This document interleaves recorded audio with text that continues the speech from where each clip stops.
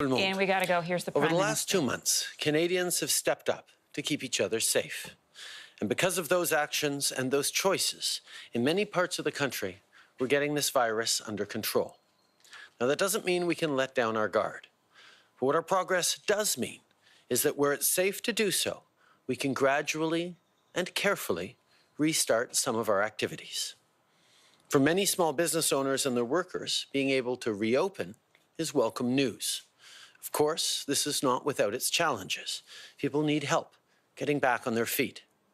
That's why we brought in new, targeted support to get businesses going again. Use the Canada Emergency Wage Subsidy to rehire your workers. Access a loan through the Canada Emergency Business Account to adapt to new realities, and contact your regional development agency where we've boosted funding if you don't qualify for other supports. Thousands of business owners have already navigated the process and are getting the help they need. And if you're not one of them yet, we're making it simpler to find out what's available. Go to the COVID-19 page at canada.ca.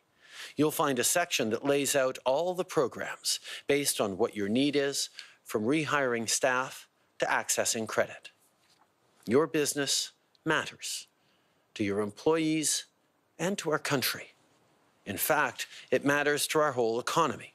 So a concern for you is a concern for us, too.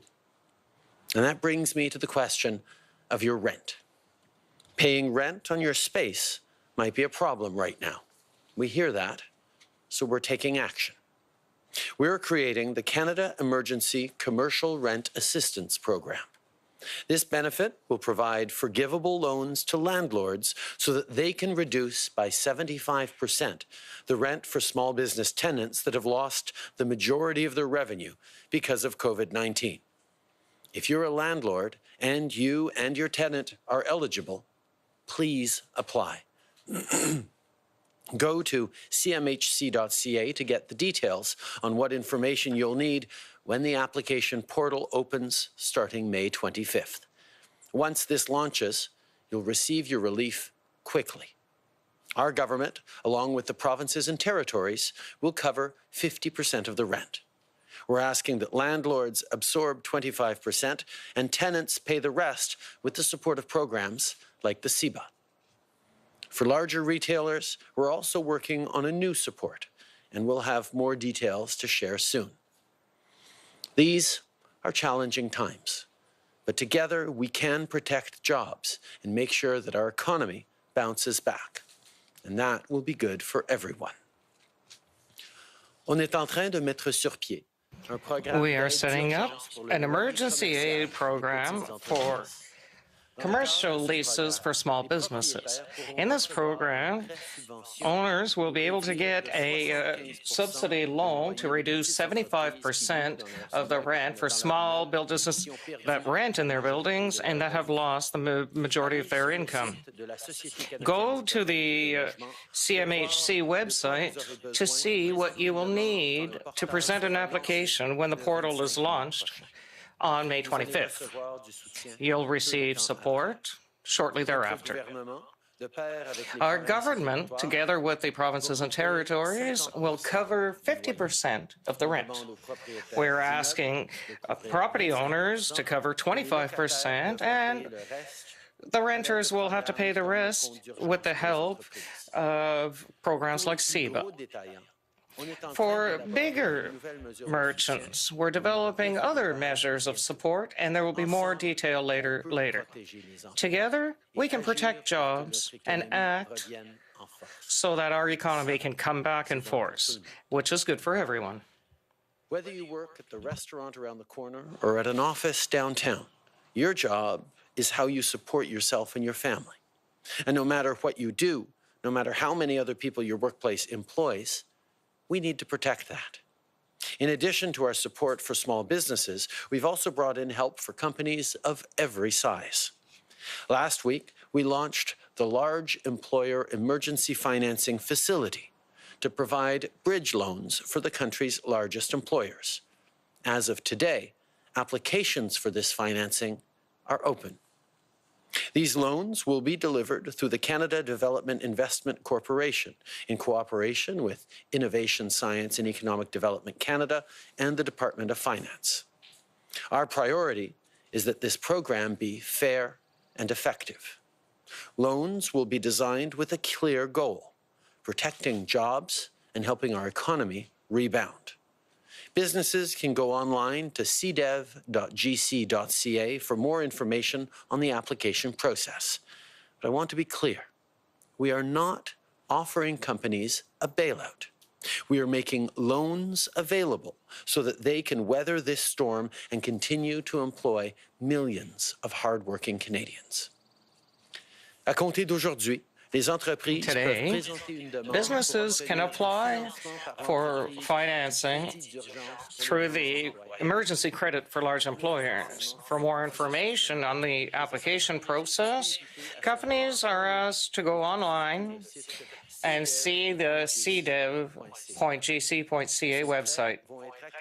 These loans will be granted by Business Development Canada in cooperation with Innovation, Science and Economic Development Canada and the Ministry of Finance. We will make a priority of making sure that this program is fair and effective.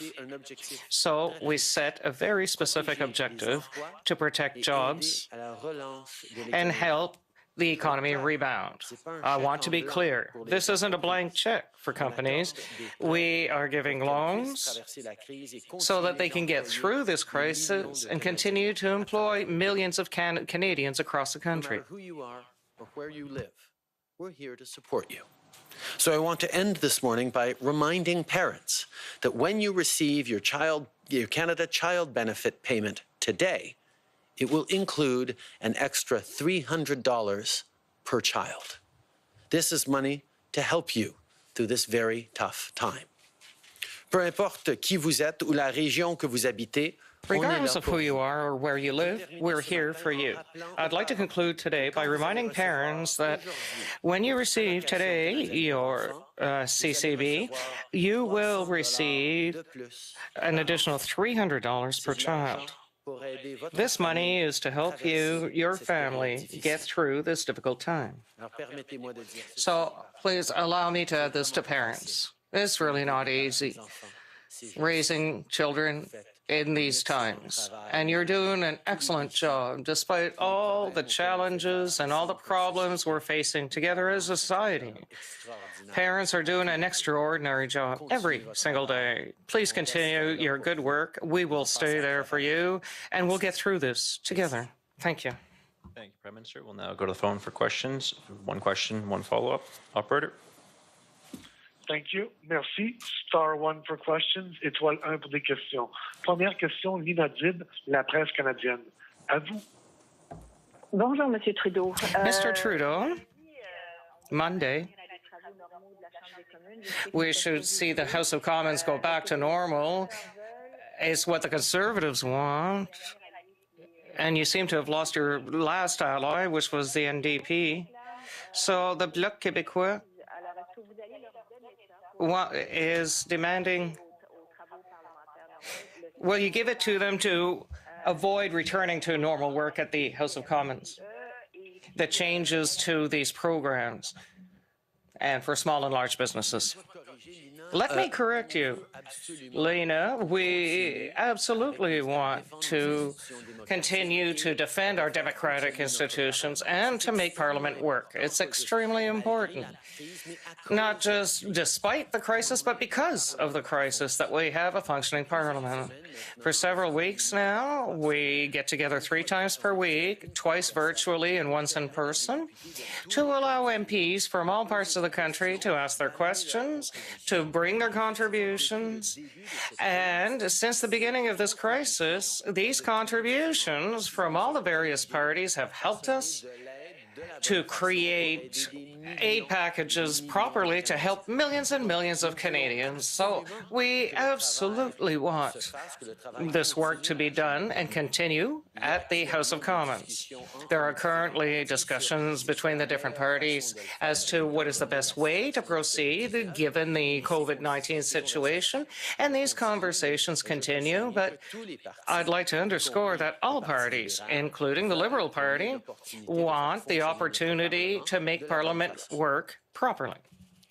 I think, laisse-moi dire en anglais. Let me just say it in English, just a short second. I think the important thing that we have seen over these past weeks is that our Parliament continues to function.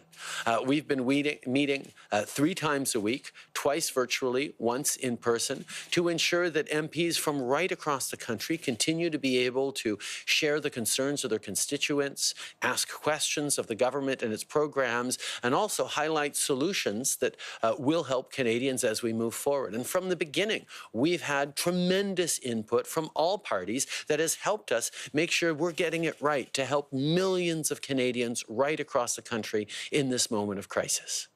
We want to make sure that we are functioning as an effective Parliament during this time, not in spite of the crisis, but because of the crisis. And that's why we're working right now with other parties in the House to try and figure out what the best way for us to move forward, to continue our democratic processes, to continue to have a strong functioning Parliament and democracy, while at the same time ensuring that we're keeping everyone safe. Lena? And your follow-up, Lena? Lena, Lena, do you have a follow-up? Okay.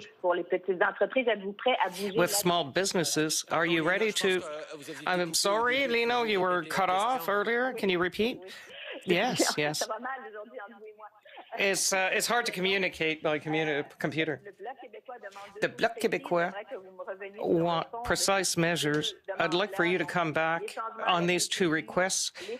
Changes for small business and another benefit. Are you ready to concede?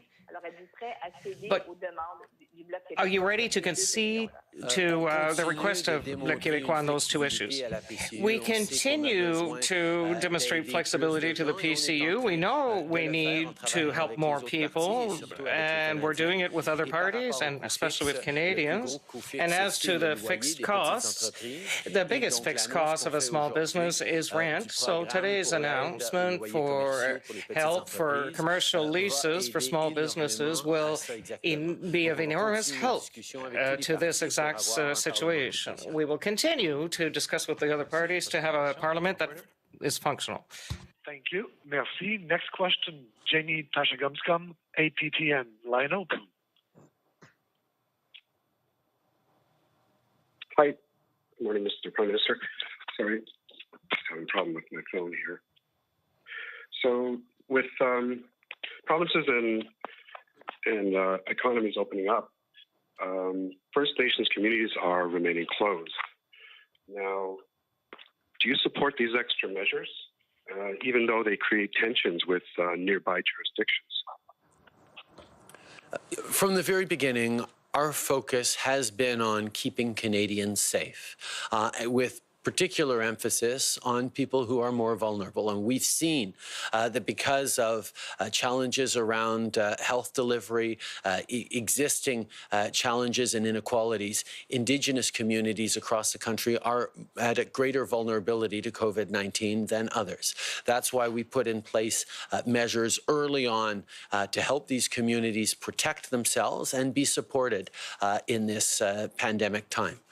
We know that as economies start to reopen, as activity picks up across the country, we're going to have to make, and local jurisdictions will have to make very careful decisions about how and where to reopen. And we need to make sure that every step of the way, people are working with all local stakeholders, including and specifically Indigenous communities and leadership, to ensure that we're not bringing in greater risks. As much as we want the economy to reopen and things to get back to normal, we need to put the safety and security of all Canadians at the forefront of everything we do.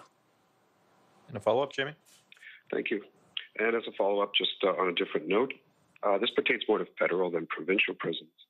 But in terms of early release programs, getting inmates with a history of respiratory illnesses out of jail, now with the relaxing of restrictions, is that not a priority anymore? And I was wondering, will Minister Blair be at the committee update today, or when will he be there? We've continued to look very closely at how we can ensure that federal institutions like our correctional facilities are kept safe. We're looking at various measures and have brought in a number of measures to keep both inmates and staff at those facilities safe. We continue to adjust as time goes on, and as things become more necessary or less necessary, we will stay active on it on a daily basis. Thank you. Next question, operator. Thank you. Merci. Next question, Christy Kirkup, the Globe and Mail. Line open. Good morning, Prime Minister. You've addressed the issue of increased economic activity today. Spain has made the mandatory wearing of masks, except for children. Is the mandatory wearing of masks being considered by Canada's Committee of Chief Public Health Officers from across the country? I know public health authorities are continually looking at the research and looking at the best way for Canadians to protect themselves. I believe they will have further recommendations on masks in the coming hours. The reality is the best thing for people to do is to remain socially distanced, to keep 2 meters apart, to stay at home wherever possible, and to wash your hands regularly and frequently. But in situations where you cannot physically distance to 2 meters, people are encouraged to wear masks, and I will allow public health authorities to make that announcement a little later today. Okay. Je pense que nous savons tous que la meilleure façon de se protéger, c'est de garder les 2 mètres de distance et de rester à la maison le plus possible. As much as possible. But in situations where we can't do that and we can't maintain a 2-meter distance, it might be helpful to wear a mask. The Public Health Agency will have announcements to make in the hours to come on this subject. And just as a follow-up, thank you. Just as a follow-up, Prime Minister, you have been seen wearing a mask, including in your office, for example. Can you just paint a picture for Canadians about your personal approach to mask wearing? When are you wearing a mask? How are you wearing a mask? Obviously, everyone's situation will be different, and we always need to pay attention to public health authorities. When it is possible for me to keep 2 meters distance from people, that is what I prefer to do. In situations where I'm either walking through the halls of Parliament or going to my office and coming in proximity to people, I've chosen to start wearing a mask. I will be wearing a mask as I go into Parliament this afternoon for our in-person sitting. Once I am at my desk in Parliament and 2 meters separate from everyone else, I will take off my mask so I can engage in parliamentary discourse. But as soon as I leave my seat and walk past people and walk through potentially busier hallways, I will be wearing a mask. That's my personal choice. That is aligned, I think, with what public health is recommending. I think we all need to adjust to what works in our circumstances and keep safety at the forefront of what we're doing. Je pense que chaque personne va prendre des décisions individuelles par rapport à leur comportement. With regard to behavior by following, we hope, the advice from the Public Health Agency. But as for myself, when I move around the Parliament buildings, when I go this afternoon for a parliamentary session, when I walk in the hallways or go to my seat in the House, I will be wearing a mask. But once at my seat, with a 2-meter distance from my colleagues, I'll remove it and participate in question period, and then coming time to leave, I'll remove it again. This is what I've chosen to do when I move around, because it's possible that I'll be within 2 meters of someone else. I wear a mask, and I encourage Canadians to think about how they can protect themselves and protect others by following the recommendations from public health. Operator. Thank you. Merci. Prochaine question, Marie Vastel, Le Devoir. À vous. Oui, bonjour, Monsieur Trudeau. J'aimerais Mr. revenir Trudeau, sur, I'd like to come back on the work in the Parliament. It's been 6 weeks or more, 6 weeks since it's been suspended. But we've missed 6 weeks of 6 weeks of parliamentary sessions. The Bloc Québécois would like to come back earlier to compensate for lost time. Of all the things you're considering, do you think that we absolutely have to make up for lost time? I think these reflections are being done now, and we'll have them with other parties. We have obviously have an entire election campaign that voted us in and that we would like to deliver. But at the same time, we recognize that the COVID-19 situation has profoundly changed the way the country is living this year of 2020. So there'll be adjustments to be made with regard to Parliament, whether for next month or months to come. We're in discussion with the other parties. I think it's important to continue to see. For several weeks, we've seated 3 times a week for 6 weeks now, virtually and in person, but I think it's important to allow MPs to come back to Parliament and do their job. Do you have a follow-up? Attempt to ask for specification. Maybe you could be clearer. I understand there's discussions at this time, but you personally, do you think that lost time should be made up this summer? Or do you think not, because we'll still be in a crisis? Personally, what do you foresee as a scenario? Oh, it depends enormously on the discussions we'll have with the other parties, how we'll move forward with important bills in the month to come, what kind of bills we should be bringing forward for the months to come. I would really like to give you more specifics, but we're in a situation where everything changes from week to week, and we adapt as best we can. We might have to sit in Parliament more frequently. We'll have to look with the other MPs to see what is needed and what we can do to remain safe and healthy. Mr. Trudeau, for activities in the Commons, I'd like to continue with that. A request that seems to arise is a need for an economic update before summer. The BQ is asking for June. Do you agree? And this hybrid Parliament would bring people in person or virtually. What do you think? I think a hybrid Parliament is very interesting. We've seen it to some degree in the UK, and it's something that the House has said that it was interested in looking at or exploring. I think it'd be interesting to have Parliament sit in person, but make sure those are in more remote areas can still participate fully, and make sure that their constituents are properly represented in the House of Commons. So it's interesting, and discussions are ongoing.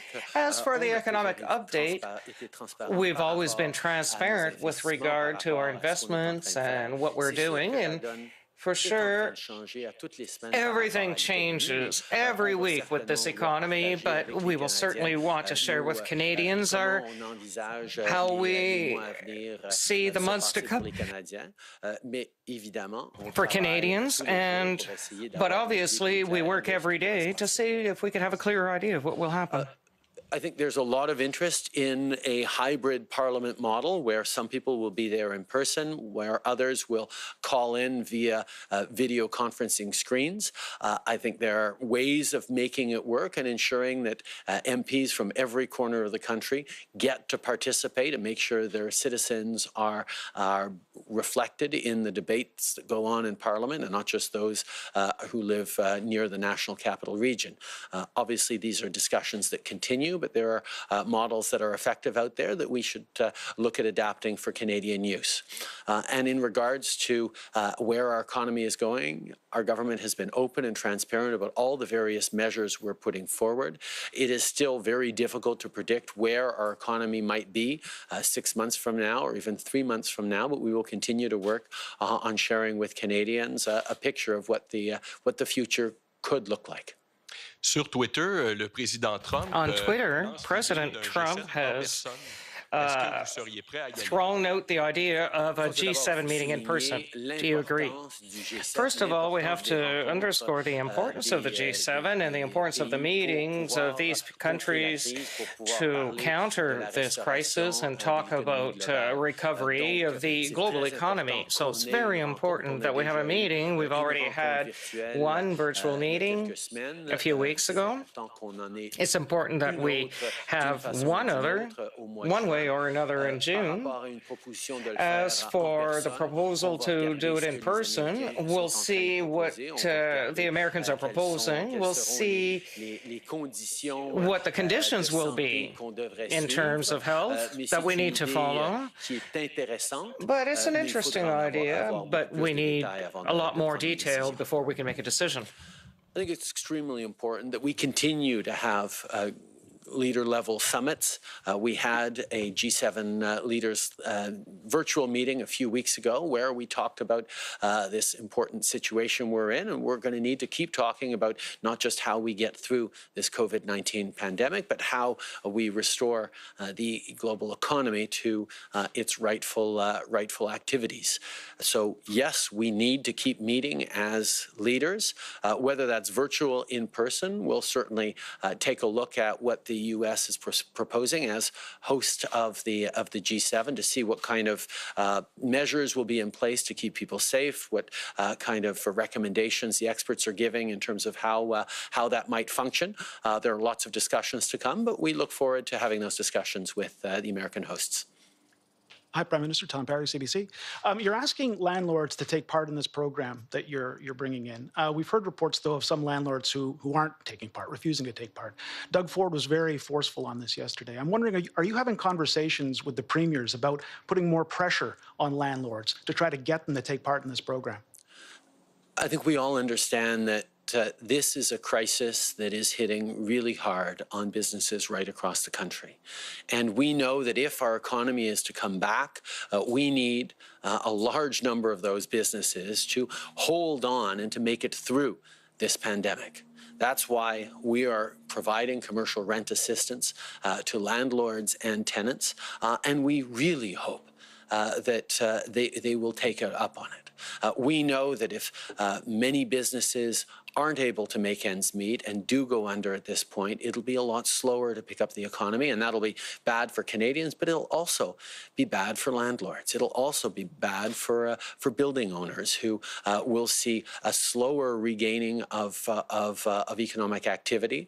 And indeed, with many people discovering that we can work from home, to a much greater degree, there may be a lot of vacancies in commercial buildings over the coming months and years. Who knows exactly what the post-pandemic world will look like exactly. And that's why making sure we're supporting the businesses we have now to be able to stay in their spaces as we slowly restore our economy is going to be important. And we certainly expect landlords to be part of this solution.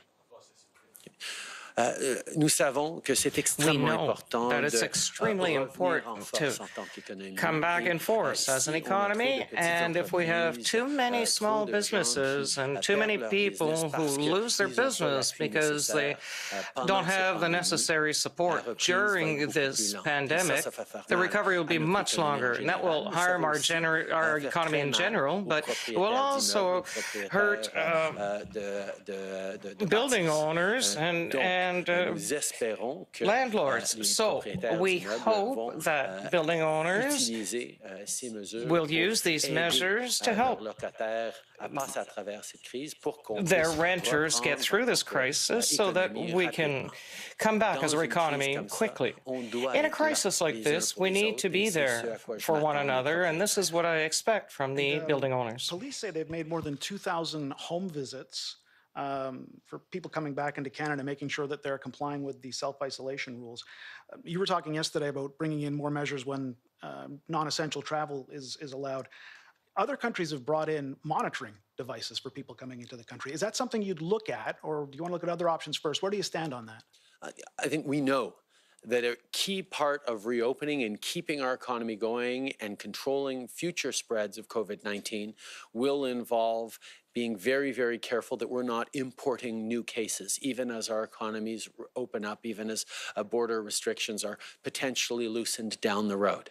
We need to make sure that we have the measures in place to be able to ensure that new cases aren't arriving and spreading through the general population. We're in discussion with the provinces and territories to ensure that we do have the capacities to do that as we look towards economic reopening. Those conversations are ongoing. Prime Minister Janet Silver, Global News. You spoke just a moment ago about rent relief for landlords. Why not give that relief directly to the tenants? Why not just bypass the landlords if they're reluctant to start using it? We know that the solution involves bringing different communities and groups together. The landlords need to be a part of the solution on this.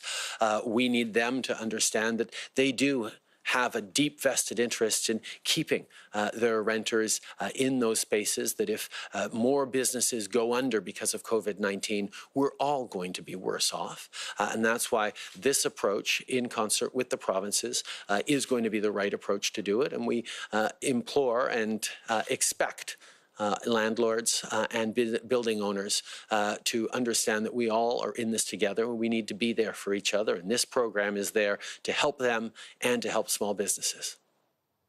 And as provinces reopen and parents are expected to go back to work, childcare is an issue. I know that is a provincial matter, but I'm just wondering what discussions you may be having with provinces in terms of childcare to help out those parents. And are you concerned about the lack of childcare in this country and what impact that may have in terms of reopening the economy? As a party, we've long been concerned about the lack of childcare spaces across this country. We know it's a challenge in the best of times for families to find that balance between care for their kids and the jobs they need to support their families. That's why when we formed government in 2015, we moved forward with historic investments in childcare agreements with the provinces to increase the accessibility of childcare. In our last platform, getting re-elected, we made more commitments on childcare of working with the provinces to invest in programs that will help more parents, more families, and grow our economies and our communities. We need to continue to do that, particularly right now, and we will be there to work with the provinces as we reopen and respond to childcare needs. Hi, Prime Minister. Molly Thomas, CTV National News. While your government has flexed its fiscal firepower, as you call it, no government has unlimited money. So big businesses can now apply to this LEAF program for loans, and your government will ultimately choose who gets that money. So how comfortable are you in this new economy choosing the winners and the losers? I think it's important to highlight that with the new LEAF program, the government is there as a lender of last resort. Large businesses, unlike the small businesses that we've been very generous and direct to with the Canada Emergency Business Account, large businesses have much greater access to credit on the international credit markets through the big banks, and that's why we are encouraging them to make available the credit facilities that they have right now. If they're in a situation where they cannot access that credit, they can turn to the government for funds through the LEAF program, but they are loans that come with conditions around governance, around paying a proper share of taxes, around a plan for climate change. These are the kinds of things that we expect as Canadians when our taxpayer dollars go towards supporting businesses. So we are there as a program, but there are many conversations and discussions that are going to happen within companies as they look at the best way to weather this storm. Prime Minister, switching gears a bit, the United Nations said today that Canada has an obligation to secure the urgent release and repatriation of a 5-year-old orphan girl who's in northeastern Syria, especially now with COVID posing an added threat. She has family here in Canada.